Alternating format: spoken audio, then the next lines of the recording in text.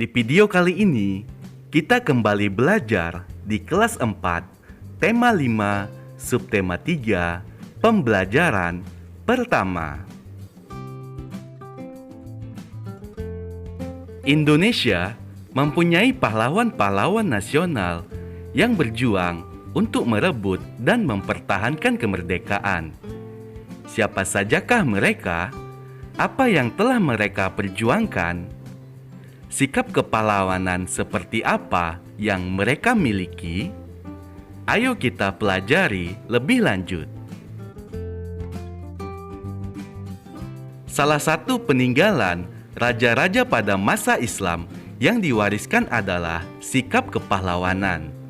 Sikap ini memengaruhi sikap para pejuang pada masa penjajahan Belanda.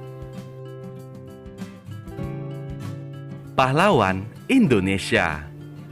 Pahlawan adalah seseorang yang berjuang untuk negara. Setiap negara mempunyai pahlawan nasional.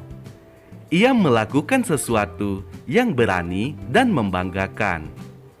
Indonesia memiliki banyak pahlawan yang telah berjuang untuk kemerdekaan. Mereka berjuang mengangkat senjata untuk mengusir penjajah dari Indonesia. Kemerdekaan yang kita nikmati sekarang ini tidak terlepas dari perjuangan dan pengorbanan yang dilakukan oleh para pahlawan. Mereka bukan hanya mengorbankan harta, tetapi juga jiwa dan raga. Karena perjuangan mereka, kita dapat menikmati kebebasan dalam menentukan cita-cita, mendapatkan pendidikan, dan mengemukakan pendapat. Banyak pahlawan dari berbagai wilayah di Indonesia yang berjuang demi kemerdekaan dan kemajuan negara kesatuan Republik Indonesia. Sekarang, kamu akan mengenal beberapa pahlawan nasional. Bagaimana perjuangan mereka? Sikap apa yang mereka miliki? Bagaimana strategi mereka dalam berjuang? Ayo kita cari tahu lebih lanjut. Berikut adalah pahlawan yang dimiliki bangsa Indonesia pada masa penjajahan. Sikap kepahlawanan mereka tidak jauh berbeda dari sikap kepahlawanan yang dimiliki raja-raja pada masa Islam yang memerangi penjajah. Ada Cut Nyak dari Aceh, Sisingamangaraja dari Sumatera Utara, Dewi Sartika dari Jawa Barat, Pangeran Diponegoro dari Yogyakarta, Pangeran Antasari dari Banjarmasin, Kalimantan Selatan, Patimura dari Maluku, dan Silas Papare dari Papua. Berdasarkan gambar pahlawan yang telah kamu amati, jawablah pertanyaan berikut. Apa yang kamu ketahui tentang sikap kepahlawanan yang dimiliki para pahlawan nasional? Sikap kepahlawanan itu diantaranya keberanian, rela berkorban, pantang menyerah, bertanggung jawab, dan cinta tanah air. Apa yang ingin kamu ketahui lebih lanjut tentang sikap kepahlawanan dari pahlawan nasional? Misalnya, bagaimana cara melatih diri agar memiliki sikap yang mementingkan kepentingan bersama daripada kepentingan pribadi. Tindakan apa saja yang dilakukan oleh tokoh-tokoh tersebut sehingga mereka disebut sebagai pahlawan nasional? Ayo kita pelajari lebih lanjut. Kapitan Patimura. Kapitan Patimura adalah pahlawan dari Maluku.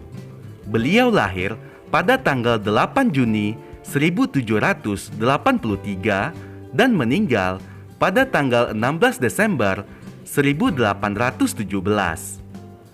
Patimura bangkit memimpin rakyat Maluku melawan kekejaman Belanda.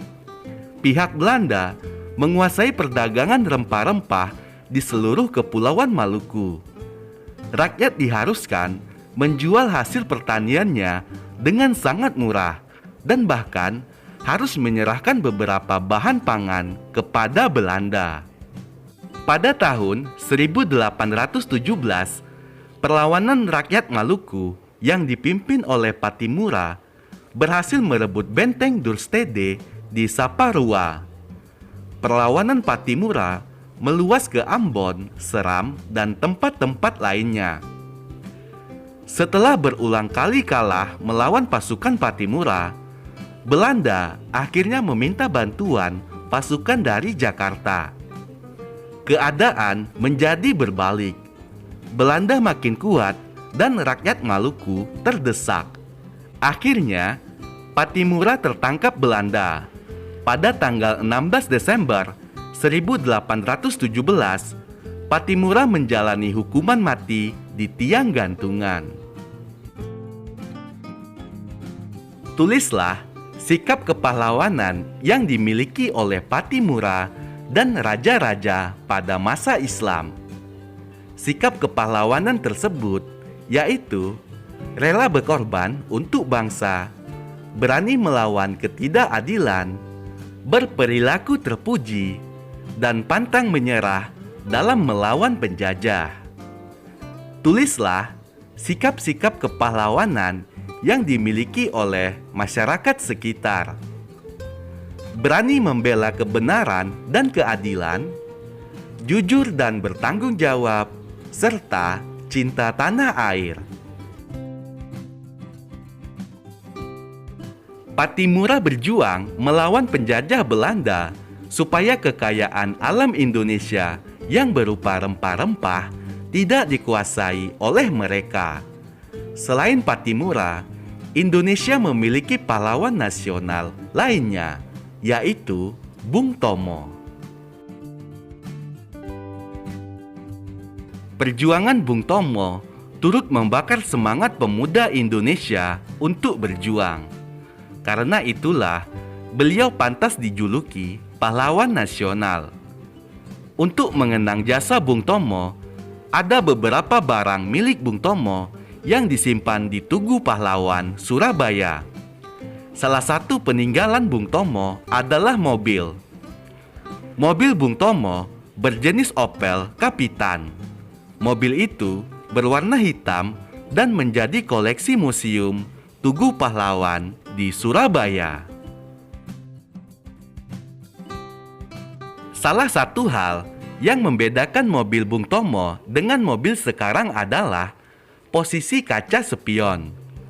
Mobil Bung Tomo hanya memiliki satu kaca spion yang berada di dalam mobil. Salah satu bagian mobil yang terpenting adalah kaca spion. Kaca ini bisa menghasilkan bayangan yang lebih kecil dari ukuran benda sebenarnya. Tahukah kamu bagaimana sifat cermin? Bagian lain dari mobil adalah lampu. Pada lampu terdapat permukaan cekung yang menyerupai cermin cekung. Cermin cekung ini berfungsi untuk memfokuskan cahaya sampai jarak jauh. Sekarang, kamu akan melakukan percobaan tentang cermin. Siapkanlah peralatan berikut. Cermin cembung bisa menggunakan bagian cembung sendok atau spion. Cermin cekung menggunakan bagian cekungan sendok. Dan cermin datar atau cermin rias. Lihatlah bayangan pada tiap cermin. Lalu, tulislah bayangan yang dihasilkan. Cermin cembung, bayangan yang dihasilkan, wajah kita terlihat lebih kecil dan posisi bayangan tegak. Cermin cekung, wajah kita terlihat lebih kecil dan posisi bayangan kita terbalik. Cermin datar, wajah kita terlihat tegak dengan ukuran seperti aslinya. Anggota tubuh sebelah kanan terlihat seperti anggota tubuh sebelah kiri saat kita bercermin. Mobil Bung Tomo mengingatkan kita akan perjuangannya. Kamu telah belajar tentang pahlawan-pahlawan nasional. Bagaimana perasaanmu?